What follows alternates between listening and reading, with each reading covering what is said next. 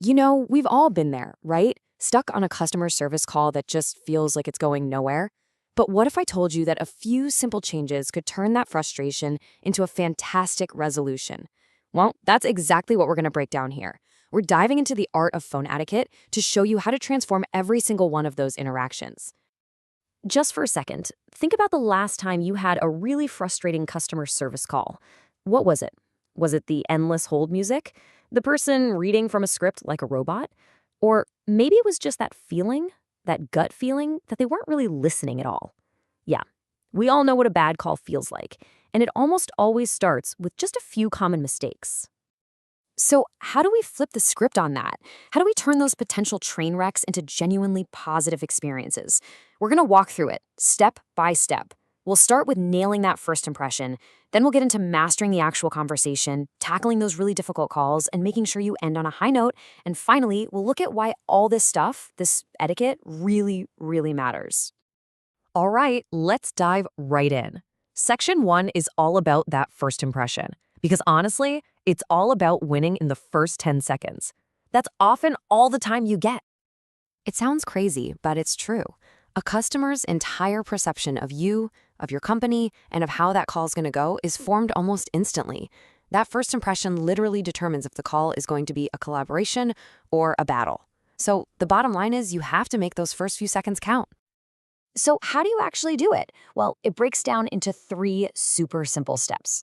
First, answer the phone quickly, within 3 rings. That immediately says we're efficient and we value your time. Step 2, clearly state your name and the company. That builds instant trust. And finally, offer a warm welcome. Something as simple as, "Thank you for calling, how can I help you today?" can just melt away a customer's anxiety and replace it with reassurance. Okay, so you've nailed the greeting. Fantastic. Now for section 2, mastering the conversation. This is the main event, where you build a real connection and, actually solve the problem. And the most critical skill here, without a doubt, is active listening. Now, this isn't just about being quiet while the customer talks. It's like a full contact sport for your brain. It means you are fully concentrating, you're trying to understand, you're responding thoughtfully, and you're remembering the details. It's all about making that customer feel completely and totally heard. So how do you put that into practice? Well, a great technique is to paraphrase. Say something like, "Okay, so if I'm understanding you correctly, that confirms you're both on the same page." Ask questions to dig deeper and find the real root of the issue. And this is a hard one, but resist that urge to interrupt. Let them get it all out. And maybe most importantly, listen for the emotion behind their words. Are they frustrated, confused, anxious? Addressing that feeling is often just as important as fixing the technical problem. Now, here's where things get really cool. How tiny little shifts in your language can have a huge emotional impact. Just look at these empathy swaps. Instead of a command like, "you have to," which just creates conflict, a phrase like, "here's what we can do," makes you a team. "I don't know" is a brick wall, but "that's a great question, let me find out for you" is a bridge. See the difference? These aren't just words, they're tools you can use to completely change the tone of a call. Of course, not every call is a walk in the park, right? And that brings us to section 3, navigating difficult calls. I want you to think of this not as a confrontation, but as your chance to break out a specialized de-escalation toolkit. Oh boy, we've all heard this one. Maybe we've even been the one to say it.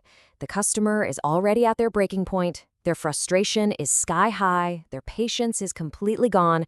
This is the moment of truth. So what do? You open your toolkit. First thing, acknowledge their feeling right away. "I can absolutely understand why you're frustrated." Next, your tone of voice is everything. Stay calm and maybe even lower your pitch a little bit. It has a naturally calming effect. Offer a sincere apology and then immediately reassure them. "I'm going to take ownership of this for you." Then, and only then, do you pivot the conversation toward a solution. And look, here is probably the most important piece of advice for anyone who takes calls. The customer's frustration is with the situation. It is almost never about you personally. If you can remember that, you can detach emotionally, stay calm, stay professional, and focus all your energy on what actually matters, solving their problem. So you've solved the problem, you've de-escalated the situation, but hold on, you're not done yet. Let's move to section 4, ending on a high note, because the end of the call, that's the part the customer is going to remember most clearly. A really strong closing locks in that positive experience, and it just takes a few quick steps. First, quickly summarize what you did. Okay, so we've reset your password and you're good to go. This gives a sense of accomplishment. Then always ask, is there anything else I can help you with today? It shows you're thorough. Thank them for calling and end with a warm, positive farewell. It's the last thing they'll hear, and it makes all the difference. So we've basically walked through the anatomy of a perfect call, from start to finish.